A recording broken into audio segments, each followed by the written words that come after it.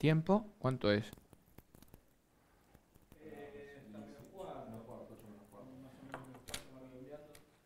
Ok.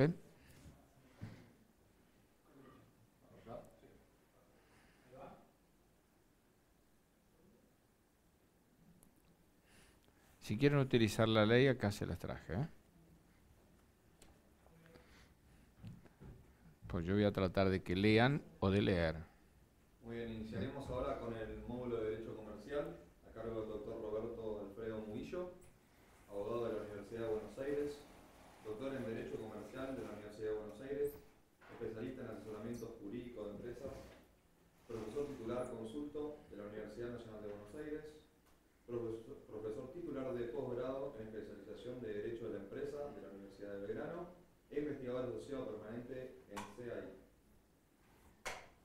Recuerden que 8 menos cuarto más o menos va a ser el espacio de preguntas. Ahora lo dejo con el profesor. Bueno, muchas gracias. Bueno, vamos a empezar con la reforma que la 26.994 trajo al régimen societario. Como para ubicarlos, la ley 26.994 en realidad tiene pocos artículos. El artículo 1, el anexo 1 que se aprueba, que es el Código Civil y Comercial.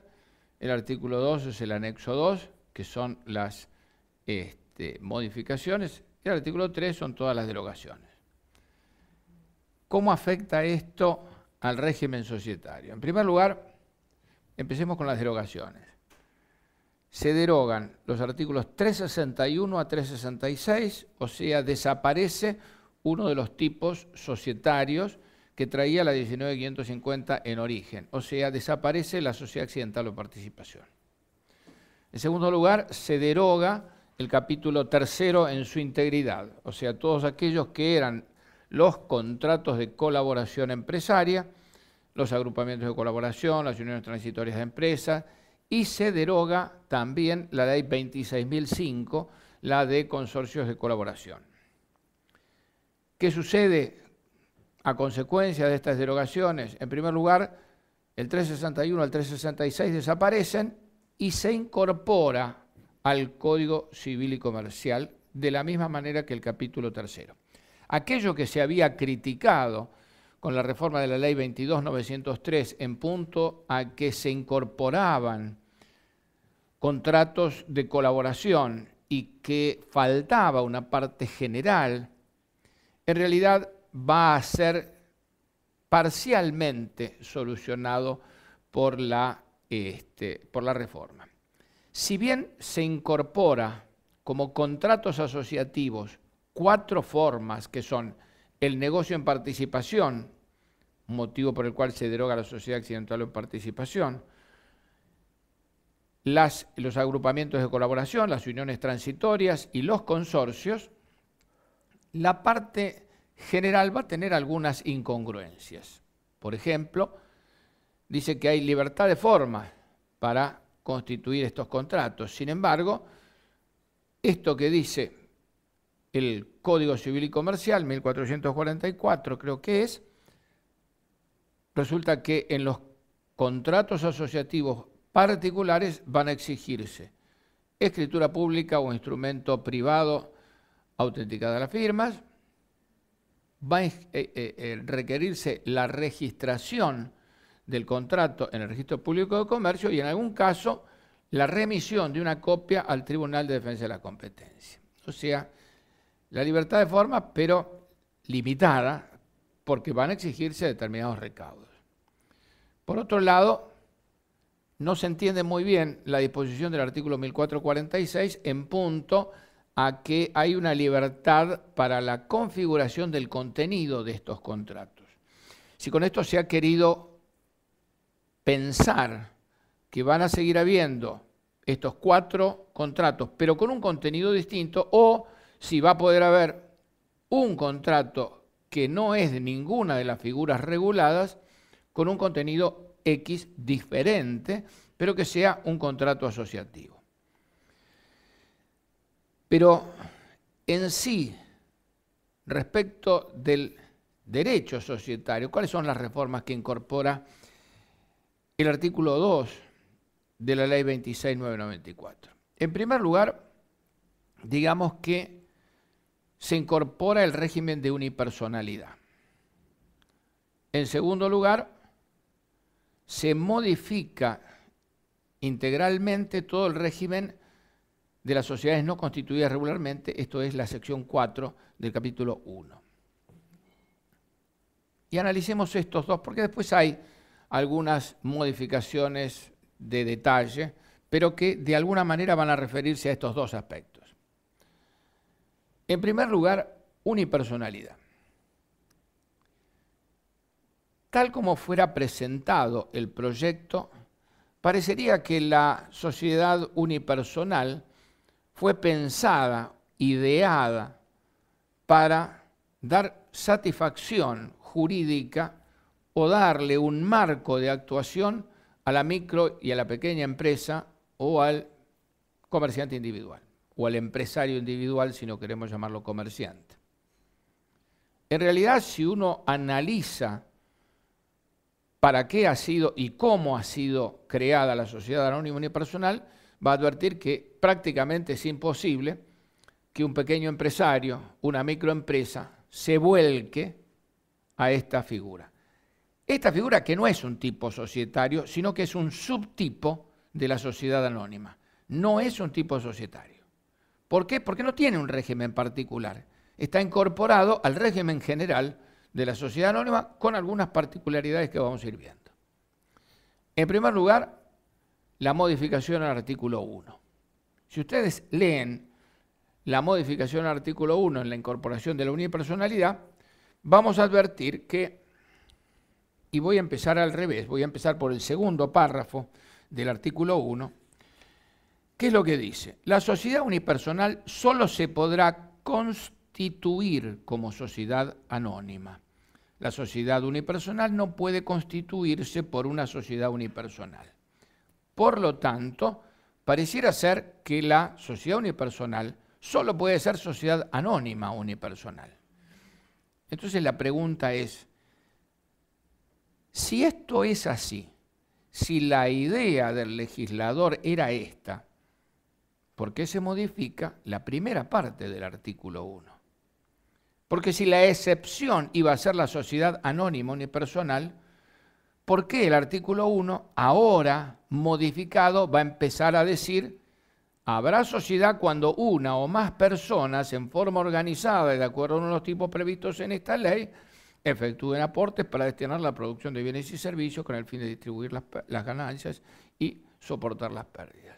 ¿Por qué? Porque si la unipersonalidad en la sociedad anónima unipersonal era la única, no era necesario haber modificado la definición del artículo 1.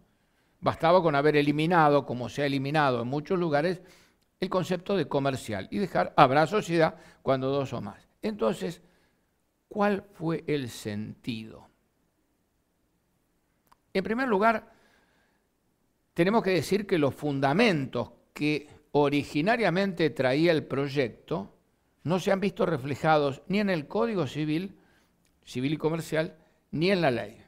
O sea, es una ley que no tiene en sí fundamentos propios en punto a analizar por qué se hizo cada una de estas reformas. Y en este sentido, empezamos a preguntarnos,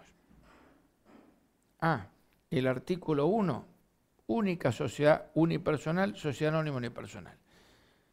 Entonces, ¿cuál es el motivo? No solamente de que se haya modificado el primer párrafo del artículo 1, que se haya derogado el inciso octavo del artículo 94, porque el artículo 94 decía, en su texto original con la 19.550, que si la sociedad se disuelve, inciso octavo, por reducción a 1 del número de socios, sin perjuicio de esa tolerancia de 3 meses. Se derogó. O sea que hoy ninguna sociedad del capítulo 2, ni ninguna otra sociedad, se va a disolver por reducción a 1. ¿Estamos? Por si esto no fuera poco, se incorporó en el 94 bis un principio estricto y general. Fijémonos, dice el 94 bis. La reducción a 1 del número de socios no es causal de disolución. Y continúa, imponiendo la transformación de pleno derecho de las sociedades en comandita simple, en comandita por acciones, de capital industria, en sociedad anónima unipersonal dentro del plazo de 3 meses. Muy bien, muy bien. O sea, volvamos a lo mismo. La reducción a 1 no genera la disolución de una sociedad. Pero para ciertos tipos, comandita simple, comandita por acciones y capital industria, impone la transformación de pleno derecho en sociedad anónima unipersonal. ¿Y qué pasa con las colectivas ASRL y las sociedades anónimas? Nada dice. Por lo tanto, ¿qué sucede si alguien compra todas las cuotas de una ASRL o alguien adquiere todas las acciones de una sociedad anónima? Será una sociedad anónima unipersonal regularmente inscripta como plural, pero que válidamente va a poder seguir operando. ¿Por qué? Porque hay una unipersonalidad derivada y la única limitación es que no se pueden constituir sociedades unipersonales. Constituir, pero si deriva en unipersonal, automáticamente no se disuelve, va a continuar operando. Y va a ser regular. ¿Por qué? Porque está inscripta. Primera duda, primer problema. Segunda duda. ¿Qué significa en el 94 bis que la comandita simple, comandita por acciones, capital e industria, se van a transformar de pleno derecho? ¿Qué quiere decir que se van a transformar de pleno derecho? La ley lo hace. Inspección General de Justicia, Dirección de Personas Jurídicas. Y en el plazo de 3 meses. ¿Y si no lo hace?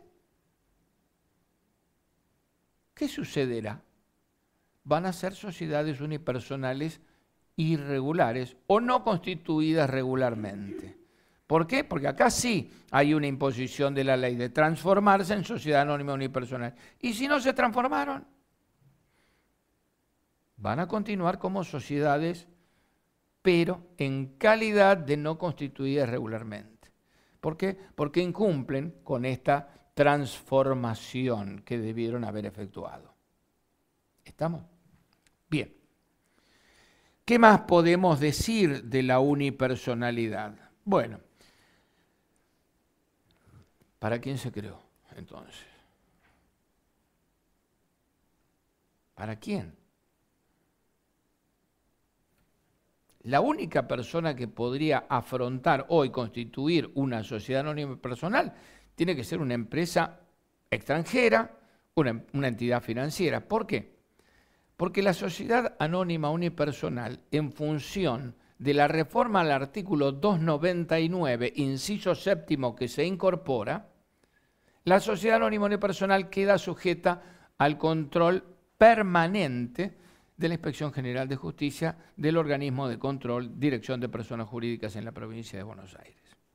¿Y esto qué genera?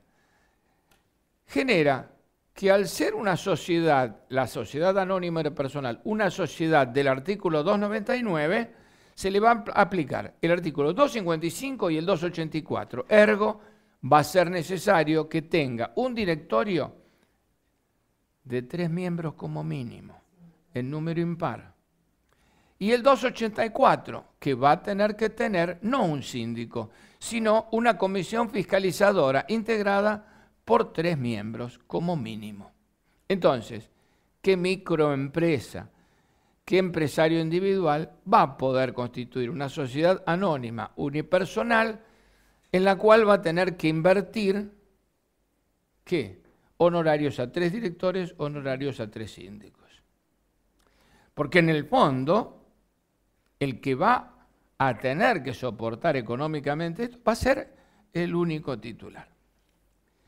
Ahora, ¿cuál es el vicio de la reforma?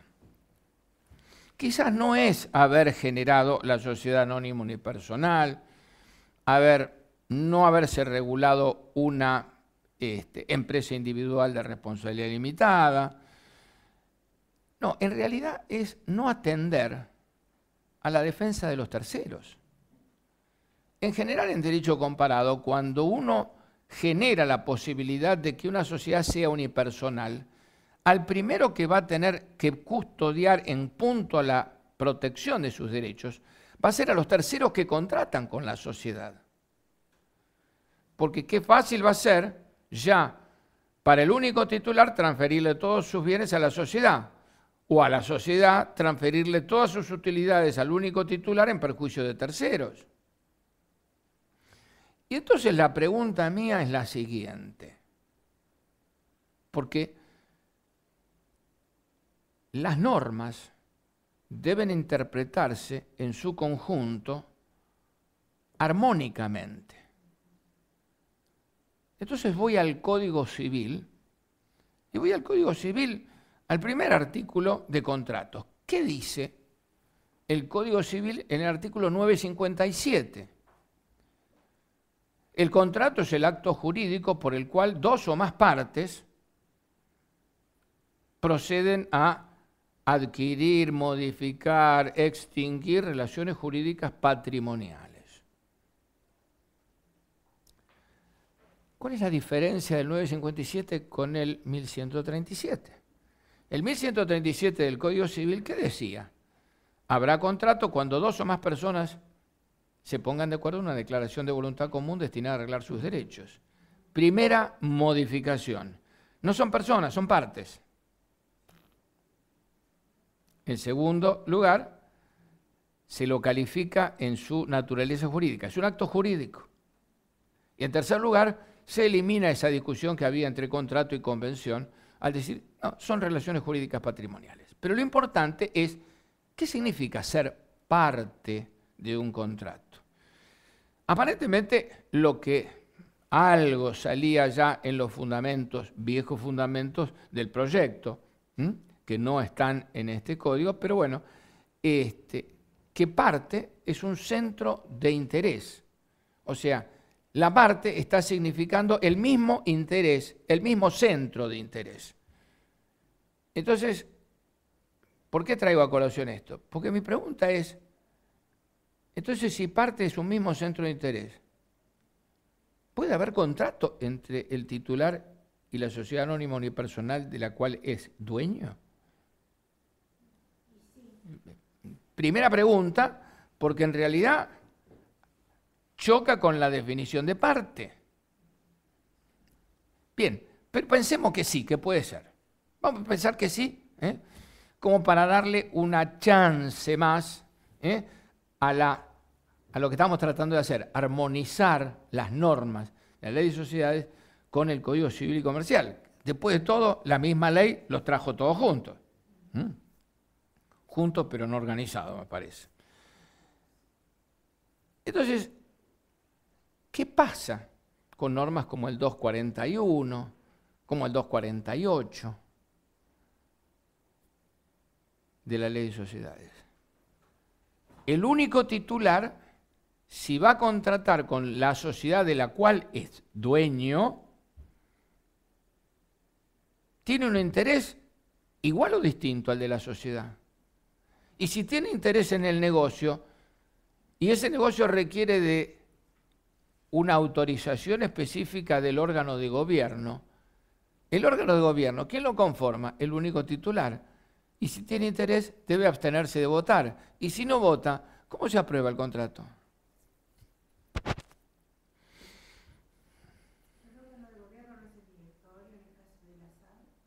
El órgano de gobierno es la asamblea. El órgano de gobierno es la asamblea. El órgano de administración es el directorio. Y la asamblea está constituida por un único titular.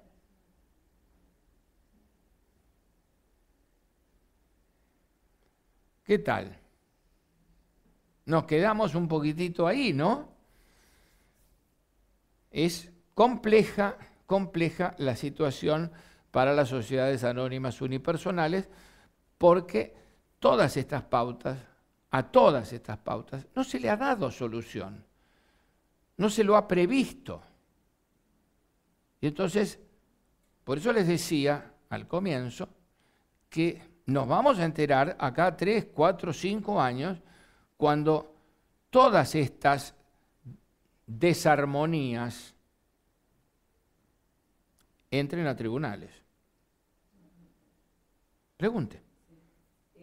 Las SRL que quedan reducidas a un socio, Sí. el motivo que sea, al no estar incluidas en el 94 bis que prevé la transformación en SA, podrían, como dijimos, tampoco quedan disueltas porque se eliminó el inciso octavo, quedaría en actividad, digamos. O sea, Sí. quedaría vigente. Vigente. Tendría que conformar un directorio. No, una SRL no. No, por eso. Sigue manteniendo su gerente. Pero para las unipersonales se requiere que haya un directorio, que haya una sindicatura. Sí, sí. Sí. El gerente solo. No, Él como gerente.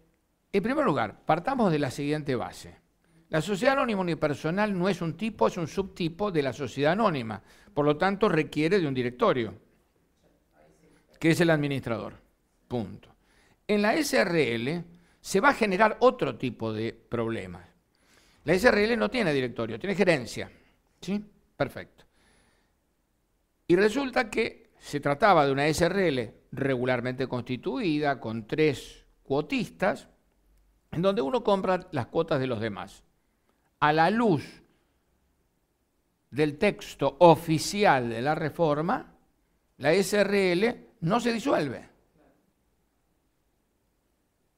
Ahora, el tema para la SRL, el problema para la SRL es si tiene que modificarse, si tiene que transformarse.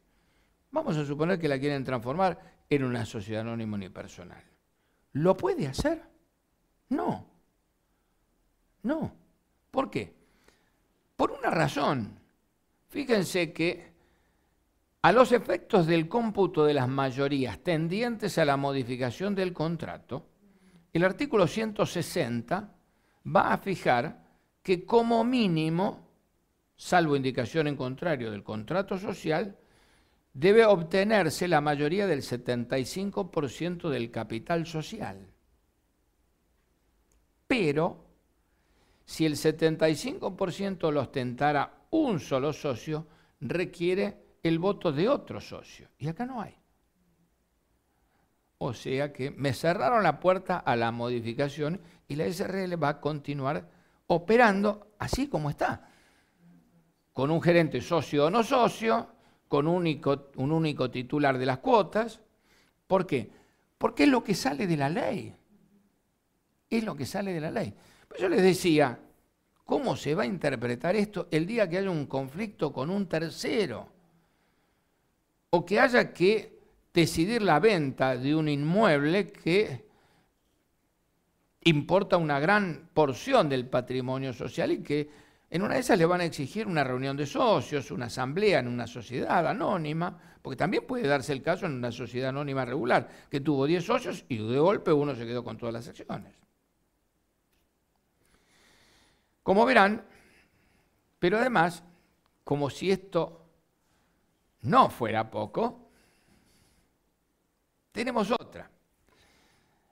Y yo no tengo el texto acá, pero recuerdo que hay una norma muy particular y es que cuando actúa la sociedad, el representante de la sociedad debe esbozar que actúa por la sociedad. ¿Cómo lo hace?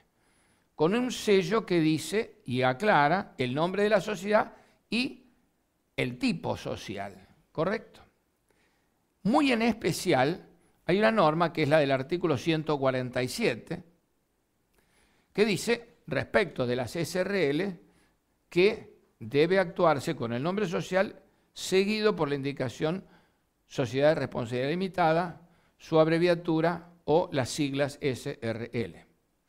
En su momento, el 164 de la Ley de Sociedades decía exactamente lo mismo. Para la sociedad anónima, la designación, el nombre de la sociedad, con la aclaración Sociedad Anónima, su abreviación o las siglas SA. Se agrega ahora SAU porque hay un subtipo que es la Sociedad Anónima Unipersonal. pero se olvidaron en la reforma del segundo párrafo del 164, que no se volcó a la ley. Y era que aquel que firma por la sociedad va a ser responsable solidaria e ilimitadamente si no usa la aclaración que lo tiene el 147 y que lo tenía el 164, pero la reforma no incorporó. Gran olvido.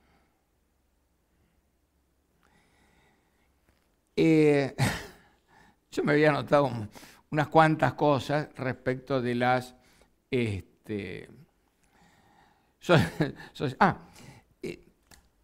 muchos han dicho, no, también la SRL, la colectiva, la anónima, cuando se reducen a uno, tienen que disolverse. Si bien está derogado el inciso octavo, y si bien el 94 bis comienza diciendo que la reducción a uno del número de socios no produce la disolución de la sociedad, debe aplicarse el 163 del Código Civil y Comercial, que precisamente prevé para la persona jurídica privada que la reducción a uno del número de socios implica la disolución de la persona jurídica privada. Sin embargo, el inciso G tiene una aclaración, y no sé si tienen algún código ahí a mano, pero me gustaría que lean el inciso G, porque tiene una aclaración que es importante.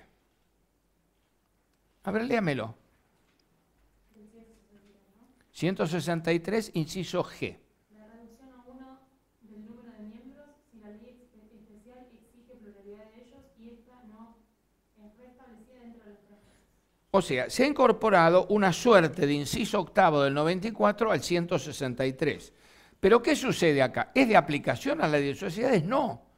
¿Por qué? Porque la ley de sociedades es ley especial, y la ley especial, en este caso, se modificó el artículo 1, primer párrafo, y no exige pluralidad de socios. Han muerto con la reforma dos principios que hacían a una parte esencial de la ley de sociedades. A, la pluralidad, y B, la tipicidad. Que este es el otro de los grandes problemas que me parece que van a venir en el campo societario a un próximo futuro y que no sé cómo lo vamos a tratar de solucionar. El principio de tipicidad tenía un sentido singular.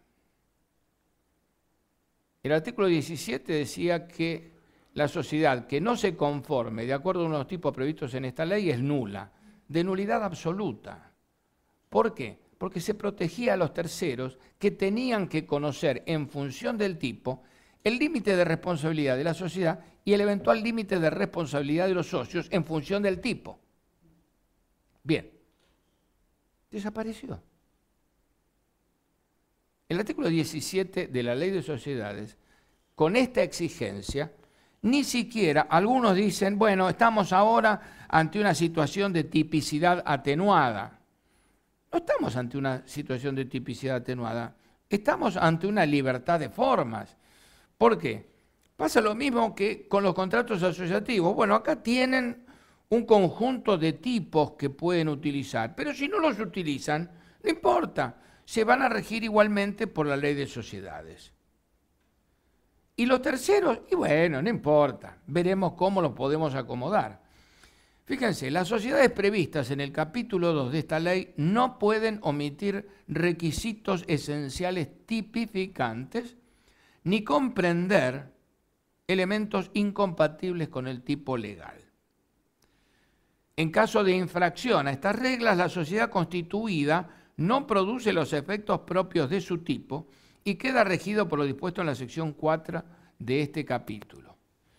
La sección 4 de este capítulo, al decir de Daniel Vítolo, el cajón del sastre. Todo lo que no va, ahí, tac. Todo lo que sobra, ahí. Porque fíjense ustedes, empecemos a analizar. Se derogó el Código Civil. Se derogó el Código Civil. Se derogaron algunas normas de la Ley de Sociedades, 361 a 366. Al derogarse el Código Civil, ¿qué pasó con las sociedades civiles? Porque las hay constituidas. Y las hay regularmente constituidas, escritura pública y demás. ¿Qué pasó?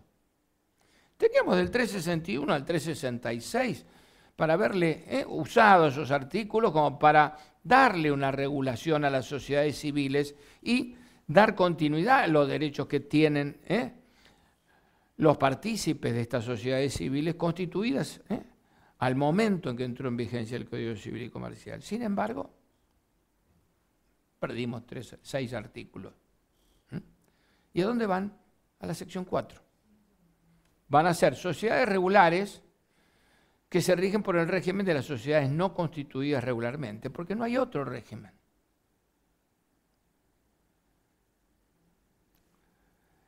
Entonces, a la sección 4 van a empezar a aterrizar todo un conjunto de formas asociativas, si queremos llamarlos así, que van a ir desde las sociedades civiles regularmente constituidas hasta las sociedades de hecho, aunque algunos digan que no, que la sociedad de hecho ya está fuera de la sección 4. Yo creo que sigue estando dentro de la sección 4, porque una sociedad de hecho no tendrá instrumento, pero es un acuerdo de voluntades. Y entonces vamos a la sección 4. Y ya en la sección 4 empezamos gastando artículos de nuevo, inútilmente, porque el primer artículo ya casi repite el artículo 17. ¿Qué es lo que dice el artículo 21? Digo casi porque hay un piquito diferencial. La sociedad que no se constituya con sujeción a los tipos del capítulo 2, que omita requisitos esenciales o que incumpla con las formalidades exigidas por esta ley, se rige por lo dispuesto en esta sección. ¿Qué agregó? Simplemente que omita requisitos formales. Que omita recaudos formales. ¡Apa! Quiere decir que yo hago una sociedad anónima unipersonal con un gerente, sin síndico. ¿Qué es? Una sociedad anónima, unipersonal no constituida regularmente. Estoy tal cual lo dice el artículo 21. Tal cual lo dice el artículo 21. Entonces, 17 y 21, ¿qué hacen? Me mandan a la sección 4 todas las sociedades o formas asociativas que podamos generar voluntaria o involuntariamente. Desde las sociedades civiles que son regulares o fueron regulares hasta las sociedades de hecho. Y el sistema pasa del día a la noche. O sea, ¿por qué? Porque vamos a salir del régimen anterior, del disfavor con que se lo veía originariamente en la 19.550 a las sociedades no constituidas regularmente, a una especie de curioso favor que se les hace a las sociedades no constituidas regularmente hoy. ¿Por qué? En primer lugar, me parece bien la primera parte de la reforma. Esto es, que el contrato sea oponible entre los socios. Esto ya venía de las Jornadas Nacionales de Derecho Societario, que en el año 1982 se hicieron en Mar del Plata, una ponencia del doctor Héctor Alegría, que decía: si no afecto a nadie, ¿qué problema hay que yo invoque el contrato entre los socios, entre los partícipes? Sin embargo, teníamos el 23 que decía: la sociedad ni los socios pueden invocar entre sí derechos o defensas emergentes del contrato social. Hoy sí, hoy sí. Es más, se va a extender la oponibilidad del contrato social a los terceros que efectivamente lo conozcan. Y obviamente, siguiendo el mismo esquema del artículo 12 de la ley, no tocado, no modificado, que habla de las modificaciones no inscriptas. Hola. Que habla de las modificaciones no inscriptas, entonces sí los terceros van a poder oponerlas contra la sociedad. Pero, en principio, el contrato va a ser oponible entre los socios. Eso es importante. Y también va a ser respecto de terceros que efectivamente lo conocieron. Y tengan en cuenta esto, porque en el artículo 23 ya vamos a encontrar un primer choque con este concepto. El artículo 22 va a ampliar este concepto de que en las sociedades no constituidas regularmente el contrato es oponible entre los socios y va a decir específicamente que todo lo regulado en el contrato social respecto del órgano de administración, representación, órgano de gobierno, es aplicable entre los socios. Por lo tanto, la estructura orgánica de la sociedad se va a guiar por el contrato, independientemente que se la considere una sociedad no constituida regularmente. Así, el 23 va a decir que las cláusulas relativas a la representación, administración y las demás que disponen sobre la organización y gobierno de la sociedad pueden ser invocadas entre los socios. ¿Y la fiscalización? Se lo olvidaron. Bueno, vamos a considerar que y todas las demás relativas a la organización incluye a la fiscalización, porque pudo estar previsto en el contrato de sociedad no constituida regularmente una fiscalización, síndico o lo que fuere. Y por lo tanto debe considerarse válido. No solamente porque lo dice el 23, porque el 22 ya lo decía. Ahora tengan en cuenta lo que les dije. En el 22, que hablaba de que los terceros la hayan conocido efectivamente. Y en el 23, que habla de que son oponibles los pactos respecto de la representación de la sociedad. ¿Por qué digo esto? Porque en el segundo párrafo empezamos con algún pequeño desliz. Yo iba a decir mamarracho, pero bueno, desliz, digamos nomás. El segundo párrafo del artículo 23 va a decir lo siguiente. En las relaciones con terceros, cualquiera de los socios representa a la sociedad exhibiendo el contrato.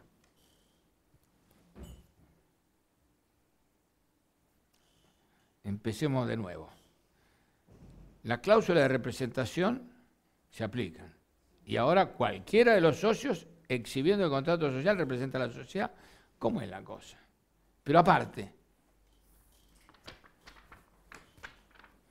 lo exhibí, listo, ya está. Soy yo, socio representante. ¿Era eso? ¿Exhibir el contrato? ¿Qué se quiso decir? Pero esta es la primera parte del segundo párrafo. Sigamos con la segunda parte. Dice, voy a repetir la primera para que lo graben. En las relaciones con terceros, cualquiera de los socios representa a la sociedad exhibiendo el contrato social. Ya lo representé. Pero la disposición del contrato le puede ser opuesta si se prueba que los terceros la conocieron efectivamente al tiempo del nacimiento de la relación jurídica.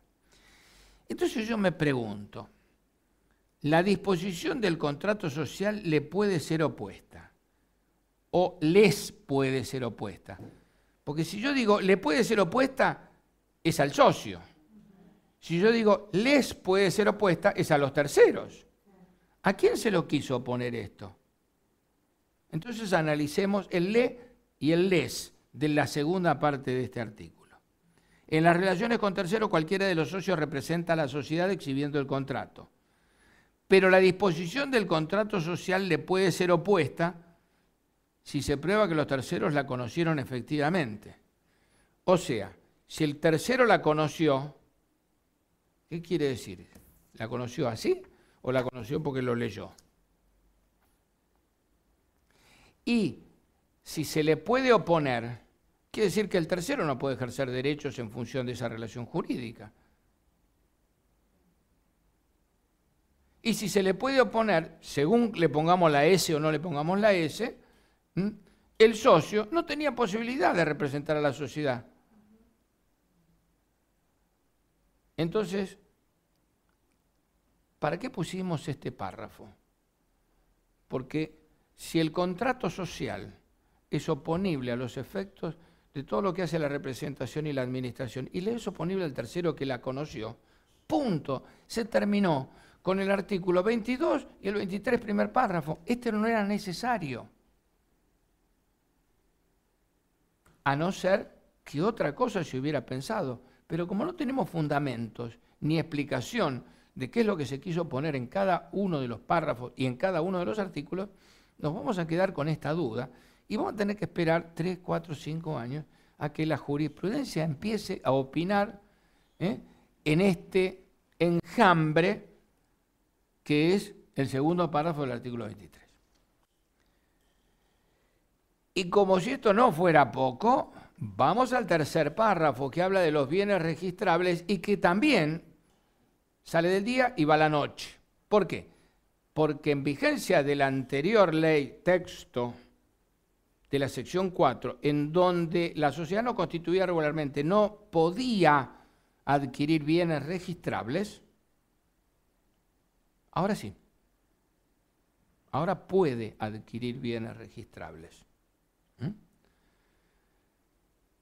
Un poquitito fundado en algunas normas que después las vamos a ver que tienen su incidencia en la ley de sociedades, que son el 141, el 142, el 144 del Código Civil y Comercial. Pero vamos al tema de los bienes registrables. Pueden adquirir. ¿Cómo? Ah, bueno, ese es otro problema. ¿Cómo lo pueden adquirir? Pareciera como que la norma requiere de ciertas instrumentaciones previas. Yo entiendo que estas instrumentaciones previas pueden efectuarse conjuntamente con el acto de adquisición del bien registrable y pensemos en un inmueble. Yo ahora les leo la norma. Pero lo que el texto nuevo quiere es que todos los partícipes de la sociedad declaren que son todos los únicos socios de la sociedad no constituida regularmente por escritura pública para poder adquirir. Producida la adquisición, que puede ser instrumento aparte, escritura pública aparte, o la misma escritura pública, donde hacen ese acto de reconocimiento, la sociedad adquiere el inmueble. Pero el escribano, al inscribir el inmueble, tiene que detallar la participación de cada uno de los partícipes de la sociedad no constituida regularmente.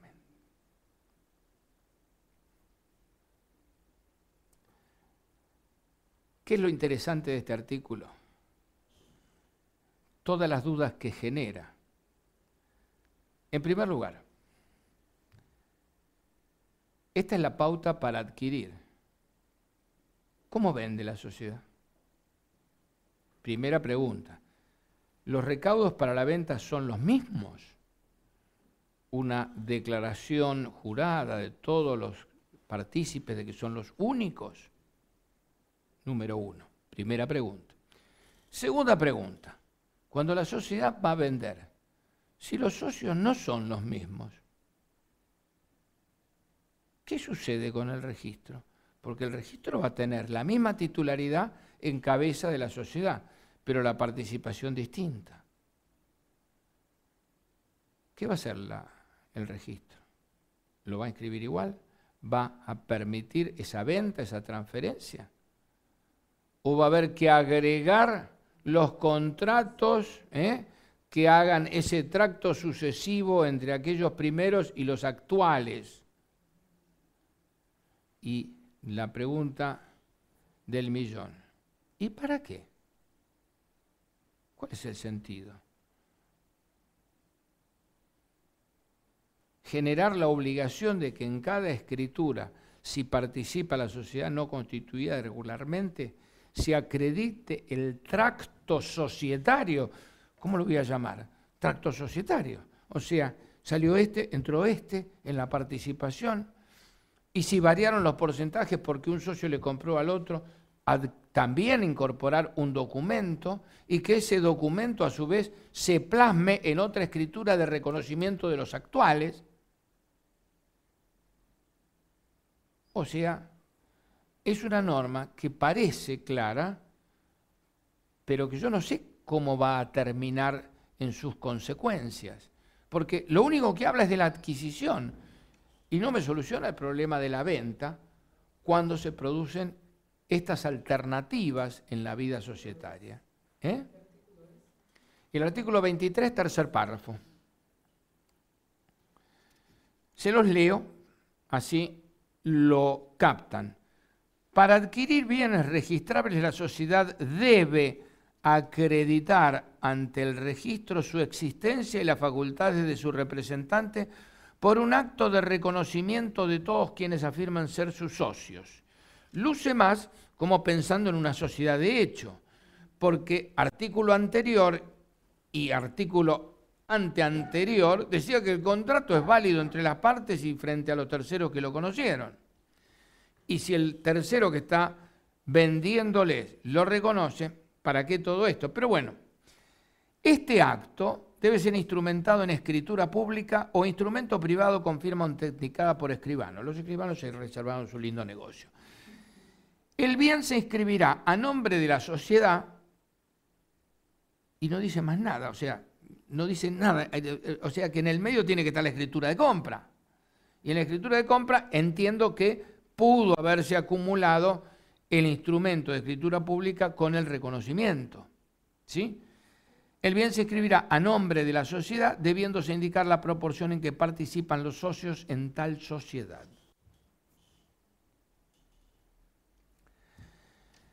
Termina con el cuarto párrafo, que es una repetición de un artículo anterior de la Ley de Sociedades, que es que la sociedad puede probarse por cualquier medio de prueba.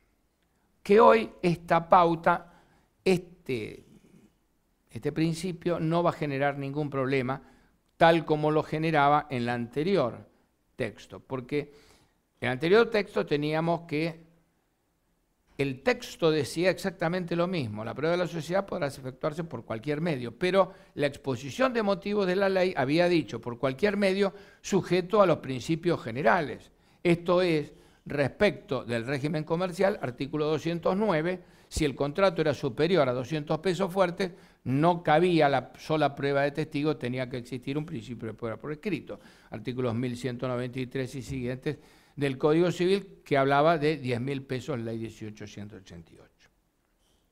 Hoy esta norma no genera este tipo de problemas porque rige la norma del artículo 1019 del Código Civil, por la cual ya no tenemos distintos medios que me va a fijar el código para la prueba. Cualquier medio es apto en la medida en que genere una razonable convicción sujeto a las pautas de la sana crítica en punto a la existencia de la relación jurídica.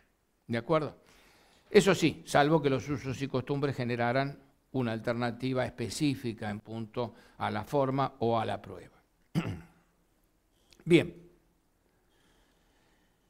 En punto a la responsabilidad de los socios también va a haber un cambio del día a la noche en el régimen de la sección 4, sociedades no constituidas regularmente.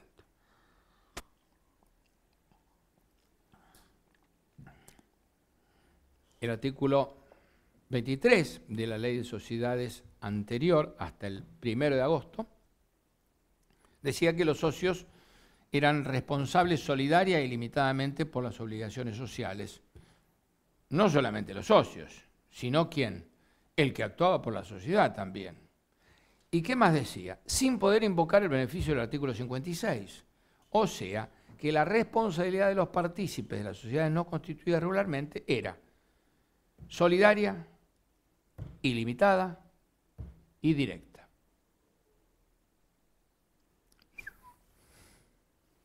Se terminó. ¿Qué dice el artículo 24? La responsabilidad de los socios en las sociedades no constituidas regularmente será mancomunada y por partes iguales. Va a generar excepciones, que ya las vamos a ver.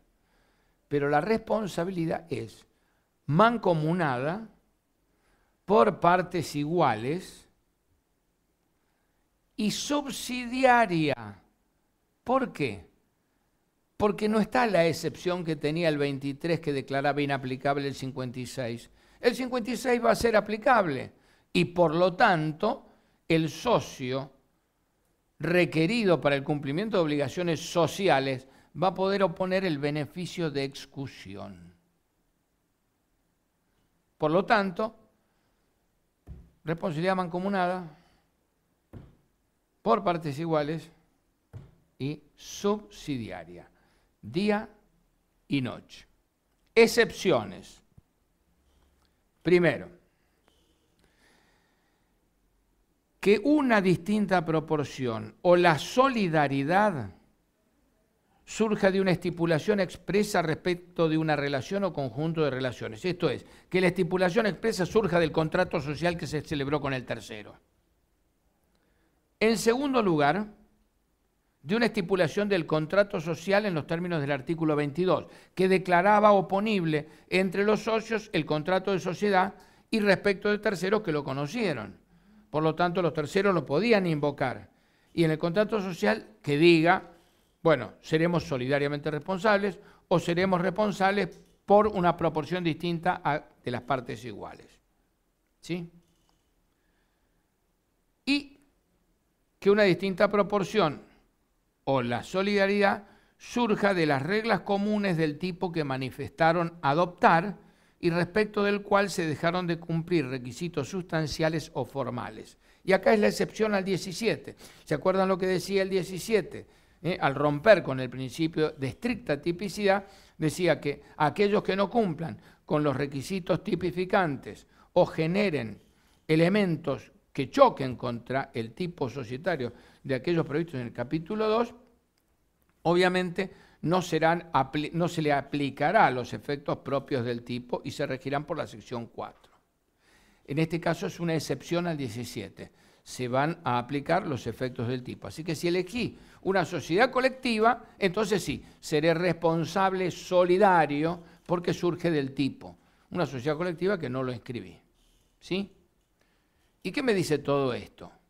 Es muy simple.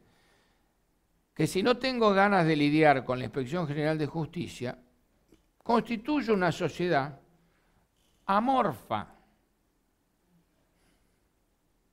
Simplemente pongo cómo vamos a dividir las utilidades y nada más.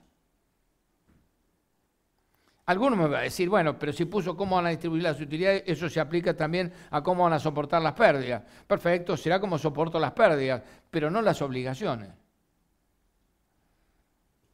Artículo 11. Podría defenderse uno de ese lado. ¿Y por qué digo una sociedad amorfa? Porque en realidad llegamos al ridículo de que dos personas o tres constituyen, cumpliendo estrictamente con todas las formalidades de la ley, una sociedad colectiva. ¿Sí? Una sociedad colectiva. La escriben. Tienen todos sus libros y demás. ¿Qué responsabilidad tienen? Solidaria e ilimitada y subsidiaria. Pero es solidaria e ilimitada. Entonces, yo no hago una sociedad colectiva bien y cumplo, no, hago cualquier cosa que ni siquiera le pongo nombre de tipo societario. ¿Y cómo es mi responsabilidad? Mancomunada, por partes iguales y subsidiaria también. ¿Me beneficié? Pues yo le estoy diciendo, realmente se ha casi destruido la estructura de la 19.550. Destruido. Y llegamos al artículo 25, dada la hora, es igual, es exactamente ideal, porque era la hora de Alberto Olmedo en la televisión. ¿Se acuerdan de Olmedo? El mano santa, el sanador. Bien. Llegamos al artículo 25, llamado Alberto Olmedo por mi parte. ¿Por qué? Porque viene la subsanación de las sociedades no constituidas regularmente. A la par de aquella regularización que traía el artículo 22 de la ley 19.550, bueno, acá se adoptó otra pauta, subsanar la sociedad. La subsanación de la sociedad va a tener aristas complejas. En primer lugar, porque empezamos con la excepción del 23. El 23 decía que lo atinente a la representación, órgano de gobierno, de administración y demás, iba a ser oponible entre los socios. Bueno, acá no importa lo que dije en el 23. En el 25 requiero unanimidad para que se pueda subsanar. Para que se pueda subsanar una sociedad no constituida regularmente e incorporarla en la vía de un tipo societario regular del capítulo 2, unánime. Decisión unánime de los partícipes de la sociedad no constituida regularmente. Pero además, la sociedad tiene que tener plazo de duración específico, que serían los dos recaudos que fija el primer párrafo del artículo 25. Y la subsanación va a tener dos alternativas, la alternativa privada y la alternativa judicial. Para la privada, la única alternativa que tenemos es la unanimidad y que exista plazo de duración en el contrato de sociedad no constituida regularmente.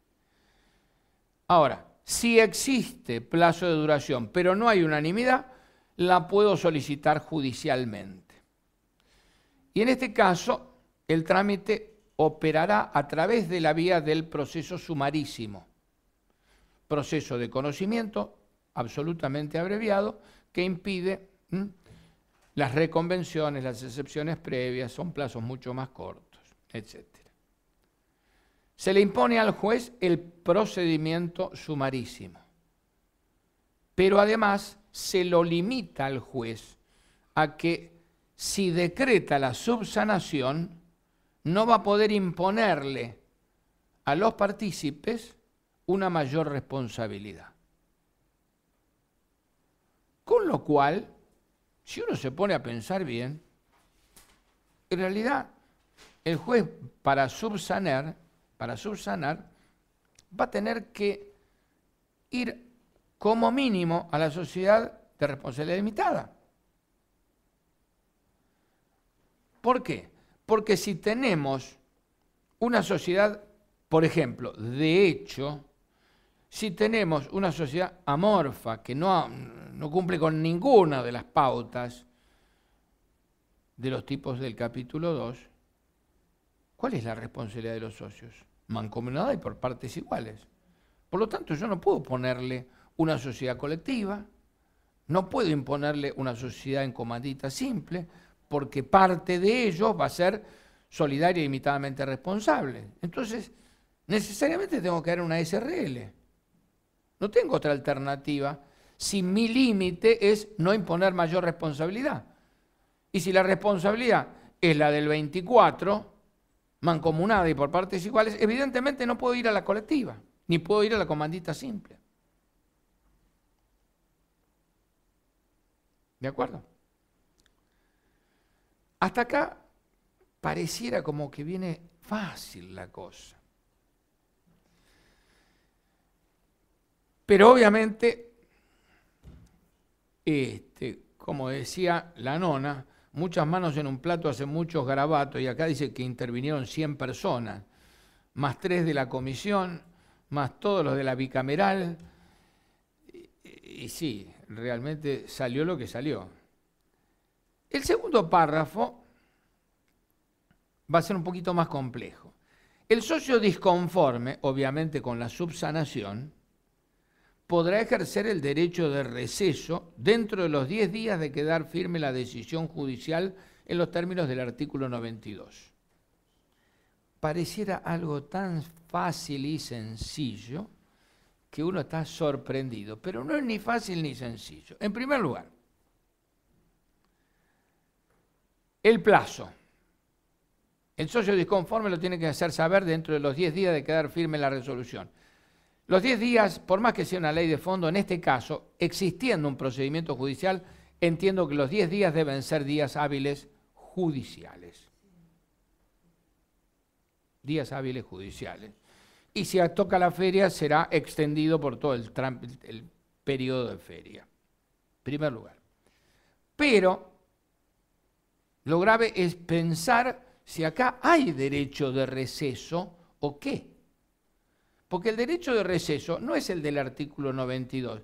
Se va a aplicar el artículo 92. Entonces no puedo hablar del derecho de receso, porque el derecho de receso es el del artículo 245, no el del 92. Y fíjense cuáles son las diferencias. ¿Cómo calculo yo el receso? En función del último estado contable celebrado, realizado, o que debió realizarse. ¿Y cómo lo pago? Calculado a valor libre, a valor estado contable, pago las cuotas o las acciones dentro del curso del año, del ejercicio. ¿Esto es lo que dice el artículo 92? No, el artículo 92 dice totalmente distinto. En primer lugar, ¿a qué momento calculo el derecho de receso o el pseudo receso? Porque estoy calculando el retiro en el 92. A la fecha de que se produjo el retiro. ¿Cuándo? De quedar firme. Entonces, no es el ejercicio regular. No, debería ser un ejercicio especial para definir su participación. ¿Y definida la participación, la cobro? No. ¿Por qué? Por dos motivos. A, porque puede incrementarse por las obligaciones pendientes y habría que esperar su resultado. Pero además, ¿por qué no lo puedo cobrar? ¿Por qué no lo voy a cobrar? Porque la sociedad va a poder retener la cuota que me corresponde en función de las obligaciones que haya pendientes también. Inciso tercero, si no me equivoco.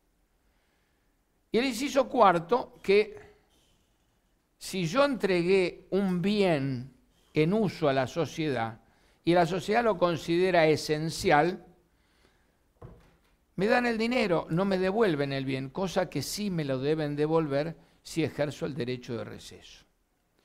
Entonces, en realidad, ¿hay derecho de receso o hay aplicación del artículo 92? Hay aplicación del artículo 92 y punto, se terminó. ¿De acuerdo? Bien, voy a tomar un poquito de agua, así permitimos que se retire.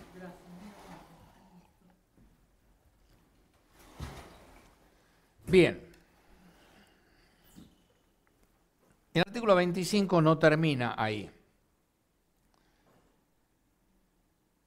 Plasma el otro aspecto. ¿Qué pasa con aquellas sociedades en donde no hay plazo de duración? Si la sociedad no tiene plazo de duración, tercer párrafo del artículo 25, cualquiera de los socios va a poder solicitar su disolución, notificándola, la cual va a operar dentro de a los 90 días de la última notificación. Aclaraciones del tercer párrafo. La notificación del pedido de disolución tiene que hacerse a todos los socios y también a la sociedad, aspecto que se lo omitió en el texto del tercer párrafo, en primer lugar. En segundo lugar, acá sí podemos hablar qué es lo que quiere decir de pleno derecho. A los 90 días se terminó, empieza la disolución y liquidación. Se disuelve y se liquida. En función del artículo 22 y 23, la disolución y liquidación se regirá por el contrato o por lo que disponga la ley. Por lo tanto, si el contrato preveía que el órgano de administración se encargara de la liquidación, quedará a cargo de la liquidación. De lo contrario, habrá que reunir al órgano de gobierno para decidir la designación del liquidador. Y ahora viene lo más dramático en punto a saber negociar un valor de cuota parte. ¿Por qué? Porque si bien se habilita la disolución a pedido de uno de los socios, cuando no existe plazo contractual, y esta se va a producir a los 90 días de pleno derecho, en estos 90 días los socios pueden decir, no, yo me quedo, compro la parte, y compro la parte de quién, del que pidió la disolución, con lo cual deja de tener interés en la disolución y quedo liberado para continuar con la sociedad. Lo grave del caso es que el texto dice lo siguiente: los socios que deseen permanecer en la sociedad deben pagar a los salientes su parte social. Con lo cual, acá se va a producir una tensión de intereses entre los que salen y los que se quedan. Tensión de intereses que va a tener 90 días, porque dentro de los 90 días van a tener que solucionar el que te pago o no le pago. Porque a los 90 días ya entra en disolución y liquidación. Y acá la cosa va a ir entre yo pedí la disolución y si no me pagan $100.000, no me quedo y que se liquide todo. Y el otro que le va a decir, bueno, yo te pago $50.000 y si no querés los $50.000, vamos a la disolución y la liquidación normal de la sociedad que te va a quedar 35 pesos. O sea, ojo, ¿por qué? Porque acá va a haber un juego de presiones y de intereses en estrictos 90 días. Y acá son 90 días corridos, ley de fondo. ¿Estamos? Nada nuevo, dice el último párrafo, que es una línea cortita como patada de chancho. La liquidación se rige por el contrato y por la ley. Nada nuevo incorporó la ley en este sentido. Bien. ¿Qué más? Respecto de la unipersonalidad, quedó algo pendiente. Y es la reforma del artículo 11, inciso cuarto, la reforma del artículo 186 y 187. Porque específicamente para la unipersonalidad se va a requerir que el capital de la sociedad sea totalmente suscripto e integrado, independientemente de que sea con bienes, que siempre tiene que ser integrado en su totalidad, o que sea en dinero, que la ley facilita la integración de un 25% y el saldo a 2 años. En este caso no hay alternativa de 2 años.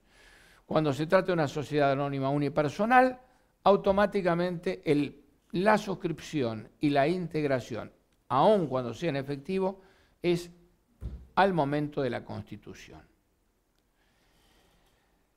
Entran también a regir algunas normas, más allá de la que estuvimos analizando, el artículo 163, inciso G, respecto de la disolución de personas jurídicas, algunas normas que es necesario aclarar en el juego de relación entre el Código Civil y Comercial y la Ley de Sociedades. El Código Civil y Comercial va a hablar en el artículo 141 de qué es una persona jurídica privada.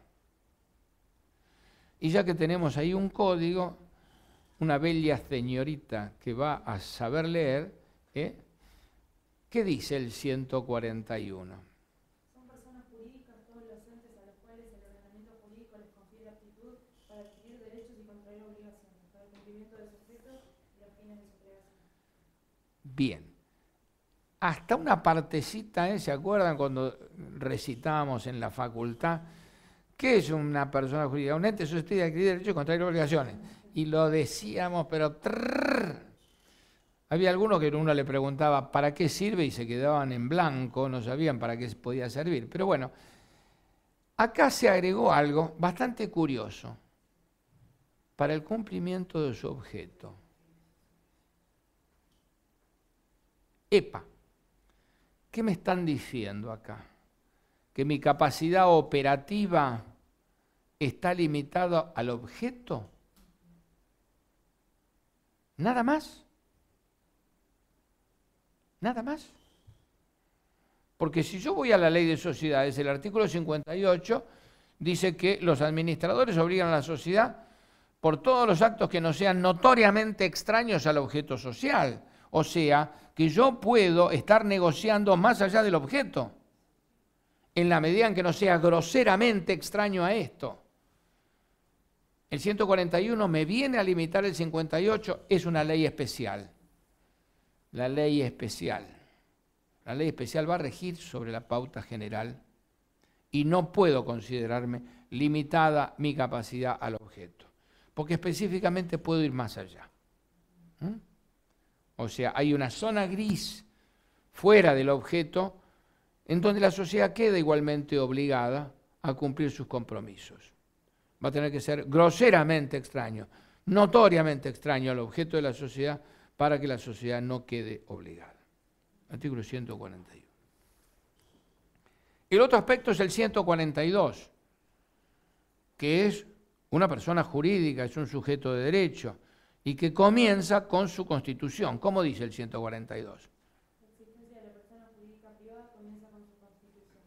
No necesita autorización legal para funcionar, excepto disposición legal en contrario. En los casos en que se requiere autorización estatal, la persona jurídica no puede funcionar antes de la.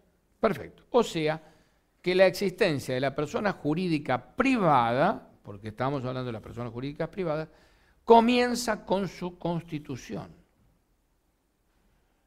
¿Qué pasa con la Corte? ¿Qué pasa con la Suprema Corte de la Provincia de Buenos Aires? Tanto la Corte Suprema de Justicia de la Nación como la Suprema Corte de la Provincia de Buenos Aires, hasta últimamente el caso Alcázar Construcciones, sostienen que la sociedad en formación no es un sujeto de derecho, que la sociedad con su registración, con su inscripción, recién adquiere, la registración es constitutiva de la persona jurídica. Por lo tanto, no existe como tal antes. Y lo mismo sostenía la Corte Suprema de Justicia de la Nación. Fallos, yo estoy hablando de Alcázar Construcciones de hace 4 años atrás, pero fallos que venían de la época del 78 y del 84. O sea, antes de la 22.903 y post 22.903, que ya con las sociedades de hecho, evidentemente, eran sujetos de derecho. Y la sociedad de hecho era un sujeto de derecho que no tenía registración. Entonces, ¿cómo puedo compatibilizar esto con esta doctrina? Bueno, yo creo que en este momento, tanto la doctrina de la Corte Nacional como la de la Suprema Corte de la Provincia de Buenos Aires va a tener que ajustarse a estas pautas. Pautas en donde el sujeto de derecho ya existe. Y en mi criterio existió siempre desde el momento de la Constitución. El artículo 144 va a incorporar a las personas jurídicas privadas el principio de inoponibilidad de la persona jurídica que contiene el artículo 54, párrafo 3 de la Ley de Sociedades. Y por ende, aquella persona, cuando actúe con fines extraños, extrasocietarios, o que constituya un mero recurso para violar la ley, el estatuto, el orden público, los derechos de terceros, se va a imputar a aquellos partícipes o socios, el artículo 144 va a hablar de partícipes, que la controlaron o que hicieron posible esta actuación, quienes van a ser responsables por los daños y perjuicios. Y esto tiene que entenderse una amplia influencia del régimen societario sobre el Código Civil y Comercial, que necesitaba de esta pauta. Pauta que además va a incorporar allá por el artículo 382 y creo que 396 o 397, en donde habla artículo 382, de ineficacia de los actos jurídicos se produce en virtud de una nulidad o de una inoponibilidad, y en el 389, si no me equivoco, va a hablar de la inoponibilidad y los efectos de la inoponibilidad de los actos jurídicos. Y esto, de alguna manera, nos trae a colación lo que era la jurisprudencia laboral frente a la jurisprudencia comercial y de los superiores tribunales, nacional y de provincia también. ¿Por qué? Porque en realidad el hecho de ciertos ilícitos laborales era entendido por algunas salas de la Cámara Nacional de Trabajo como que generaban, inclusive en un caso hubo un dictamen del fiscal de Cámara Álvarez que decía que debía aplicarse automáticamente la inopolibilidad de la persona jurídica y hacer responsable a los socios. Y acá hay una mala interpretación, porque el ilícito laboral es la mala registración, el pago en negro, lo cual es un ilícito laboral, pero no es un ilícito, un indebido uso de la figura societaria. La figura societaria sigue siendo operada normalmente. La sociedad está trabajando normalmente, comete algunos ilícitos laborales, pero eso no significa que esté siendo usada con fines extrasocietarios o como mero recurso para violar la ley, el orden público, los derechos de terceros. Pero además, el otro aspecto es que los socios no podían ser condenados al cumplimiento de las obligaciones que tenía la sociedad, porque ni siquiera lo dice el 54, ni tampoco el 144. ¿Por qué? Porque se limita a los daños y perjuicios que ese actuar hubiere generado. Entonces, primero es un problema de imputabilidad y en segundo lugar es un problema de razonamiento lógico. Así lo dijo la Corte en el caso Palomeque y así también lo ha sostenido en el caso Ávila, si no me equivoco, la Suprema Corte de la provincia de Buenos Aires, en donde dijo que este tema lo van a tener que discutir no en sede laboral, sino lo van a tener que discutir en sede civil y comercial.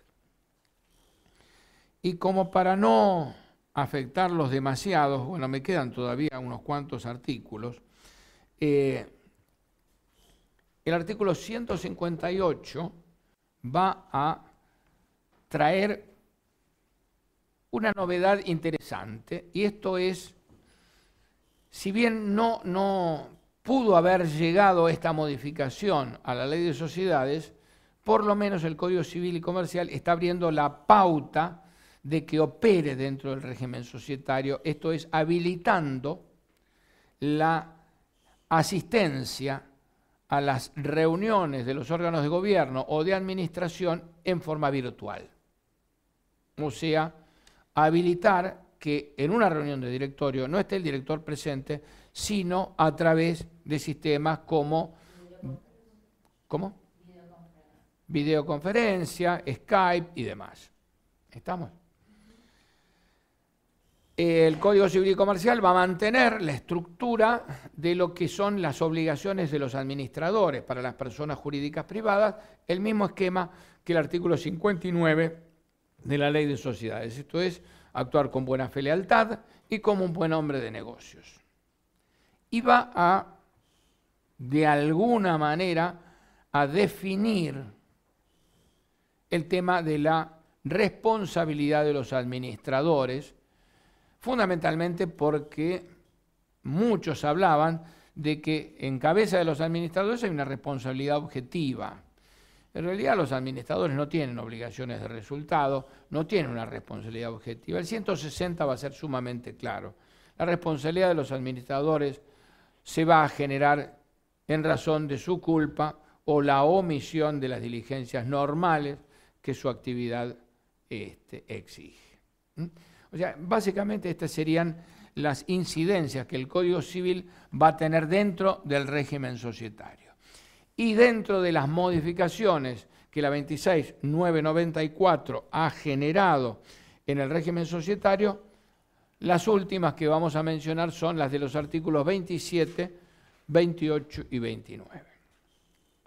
En primer lugar, el artículo 27, que impedía a los cónyuges constituir otras sociedades que no fueran por acciones o de responsabilidad limitada, hoy los habilita a constituir cualquier tipo de sociedad, incluidas las de la sección 4. Por lo tanto, pueden tener mantener una sociedad de hecho, una sociedad atípica,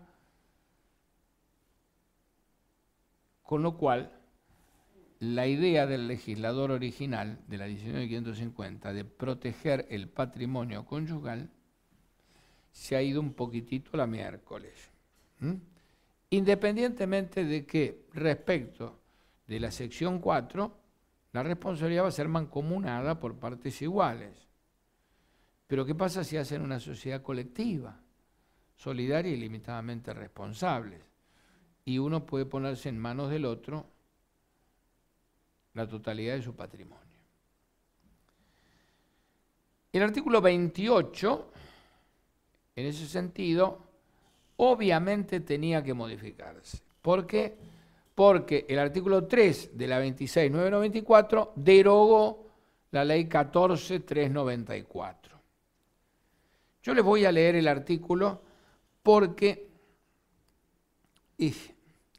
de alguna manera, digamos, es entendible, pero de mala redacción.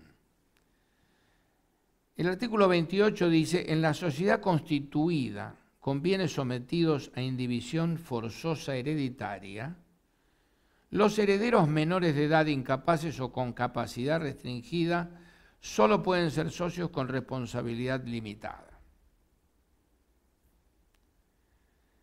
El contrato constitutivo debe ser aprobado por el juez de la sucesión. El texto, o sea, el sentido está. ¿El sentido cuál es? El que tenía el texto anterior. O sea, cuando en el sucesorio existía un establecimiento comercial, industrial, un fondo de comercio económicamente activo, en donde los herederos iban a ser socios menores, iban a ser menores de edad, debía el juez ordenar la constitución de una sociedad en donde la parte de los menores iba a ser de responsabilidad limitada, con limitación de su responsabilidad.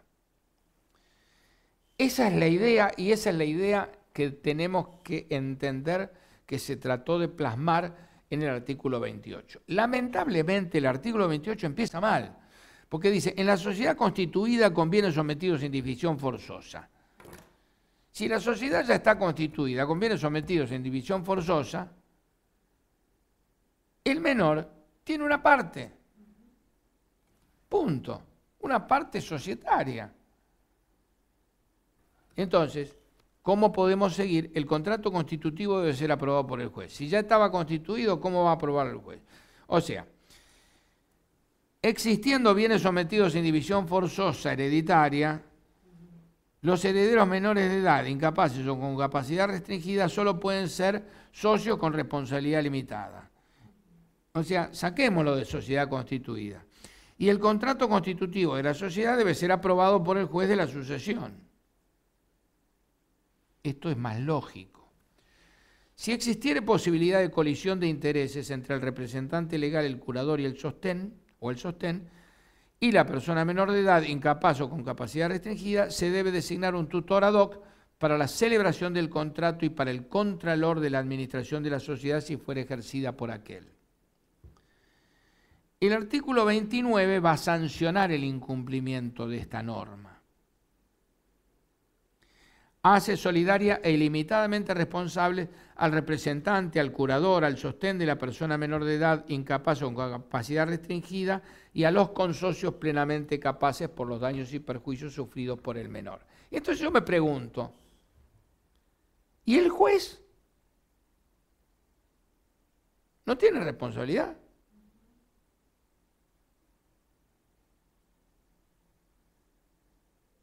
Porque después de todo, el trámite del sucesorio, ¿ante quién se hace? Ante un juez. El juez advierte que hay un fondo de comercio. El juez advierte que hay menores. El juez no dispone la aprobación del contrato societario. ¿Y si no se hace? qué está excluido de responsabilidad el juez? ¿Por qué se responsabiliza nada más que al tutor, al curador, al representante, a los consocios, a los partícipes de ese fondo de comercio que a lo mejor era una sociedad de hecho? ¿Y por qué no al juez? Porque el juez no puede considerarse un ignorante de todos estos aspectos, porque él los está manejando. Es más, entiendo yo que el juez lo debería haber impuesto.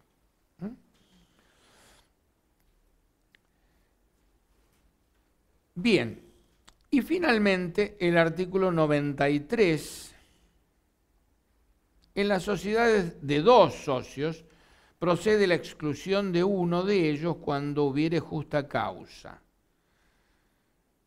Exclusión que se hará con los efectos del artículo 92. Y el socio inocente asume activos y pasivos sociales sin perjuicio de la aplicación del artículo 94 bis. Acá el caso es distinto. Acá estamos hablando de exclusión de socio. Artículo 91, que habla de la exclusión de socio cuando se produce con justa causa. Esto es, con un grave incumplimiento de las obligaciones del socio, uno lo excluye al otro. En ese caso, el socio no excluido se hará titular del activo y del pasivo y queda sometido a las pautas del artículo 94 bis. Esto es, en primer lugar, que la sociedad no se va a disolver. En segundo lugar, que tiene que transformarse de pleno derecho en sociedad de anónimo unipersonal. ¿Y si no se hace? ¿Y si no lo hacen así?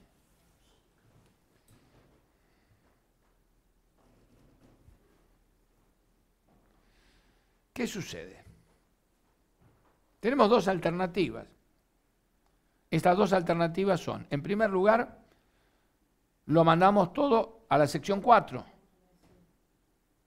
Primera.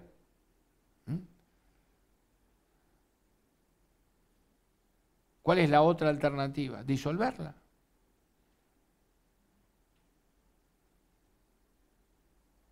No quedaría. O sea, como verán, para concluir, las modificaciones que la 26994 en su anexo 2 trae para la ley de sociedades, en mi criterio han sido bastante desprolijas, inarmónicas y van a generar una destrucción de lo que fue el criterio con que se dictó la ley 19550. Específicamente, el golpe más grave, para mí, ha sido la pauta del artículo 17, en donde el principio de tipicidad ha dejado de tener vigencia. Ya no es una tipicidad ni siquiera atenuada. No hay más tipicidad. Hay simples formas, como la de los contratos asociativos y punto. Bueno, quedo a disposición de ustedes para todas las preguntas que quieran hacer. No sé si tendré las respuestas, pero lo intentaremos. ¿Alguna pregunta, profesor? No, faltaba más. Muchas gracias, profesor. Bueno. Estamos finalizando la novena clase del seminario y bueno, los esperamos el martes 17 de noviembre para lo que sería la última clase del seminario. No, el martes 17 de noviembre. Igualmente, si hay alguna modificación sobre la fecha o el lugar, nosotros se lo vamos a estar comunicando, así que no se preocupen. Muchas gracias. No, faltaba más.